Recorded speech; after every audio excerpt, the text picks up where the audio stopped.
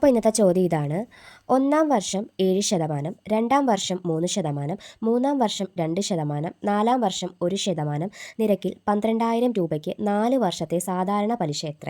അപ്പോൾ ഈ ക്വസ്റ്റ്യൻ കാണുമ്പോൾ കൺഫ്യൂഷൻ ആവും. ഇത്രയും ശതമാനമൊക്കെ കാണുമ്പോഴത്തേക്കും ഒന്നുമില്ല. ഇപ്പോൾ ഈ 1, 2, 3, 4 വർഷത്തെ ശതമാനത്തിനെ ആദ്യം ഇങ്ങ് എന്ത് ചെയ്യുക, ആഡ് ചെയ്യുക. അപ്പോൾ എങ്ങനെ 6 എന്ന് പറയുന്നത് ഒന്നാം വർഷം 7 രണ്ടാം വർഷം 3, മൂന്നാം വർഷം 2, നാലാം വർഷം 1. അപ്പോൾ മൊത്തത്തിൽ ഇത് എത്ര ശതമാനമായി? 13% ആണല്ലോ.